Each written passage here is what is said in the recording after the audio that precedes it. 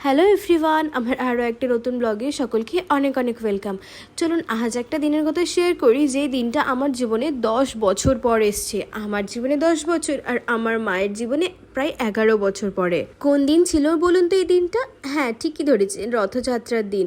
আমরা এই দেশে মানে এই যে কলকাতায় রথ প্রায় 10 বছর পর দেখছি।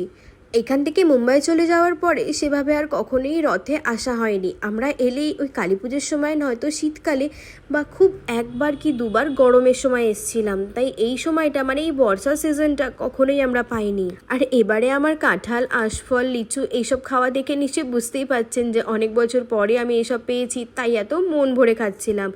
আর যেরকম 10 বছর পর পেয়েছি, সেরকম 10 বছরের সাজ মনে হয় আমি আজকে একদিনেই সেরে ফেলেছি।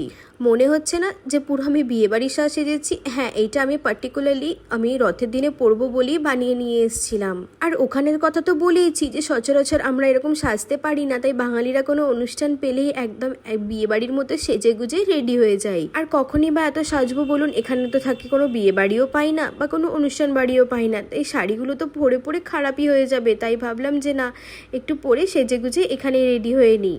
হ্যাঁ, তবে বাইরে গিয়ে কিন্তু খুব বেশি হতাশ হয়নি, কারণ প্রায় অনেকেই দেখলাম প্রচুর সেজেগুজে এসছে। আর এত সাজুগুজু যখন করেছি, খ্যাত মেরে ফটো তুলবো না, একটু নাটক করবো না, তাই কি হয়? আর এদিকে বাড়ির সামনে এখানে এই ফাউন্টেনটা দেখুন, কি দারুণ সুন্দর লাগছে। সন্ধেবেলা তো সেইভাবে বেরোনো হয় না, তাই আপনাদের সাথে শেয়ারও করা হয়নি। তাই ভাবলাম যে আজকে আপনাদের সাথে শেয়ার করি যে এই সন্ধ্যের দৃশ্যটা কি অপরূপ সুন্দর দেখতে লাগে। আর উৎসবের দিনে তো এমনিতেই চারিদিকটা আলোয় আলোয় ঝলমল করে। আর ঠিক দেখুন, বাড়ির গেটের সামনেই এখানে এই জিলিপি, গজা, আরও যে কত কিছু আছে এর মধ্যে, কটকটি, গুড় কটকটি, আবার এখানে জিবে গজা, সব কিছুরই দোকান দিয়েছে। এক সপ্তাহ ধরে এই দোকানটা ছিল, মানে ওই হাত বাড়ালেই পেয়ে যাব এরকম একটা ব্যাপার। আর চারিদিকে দেখুন কত লোকজন। বাড়ির পাশে দেখুন ফুচকা, আইসক্রিম, কি না নেই। আর ওই সাইডে একটু খেলনার দোকানও সব আছে। আমরা তো প্রথমে বেরিয়েই ঠাকুরের কাছে চলে এসেছিলাম, তো ঠাকুরকে একটু মালা দিয়ে তারপরে মেলায় আমরা ঘুরবো।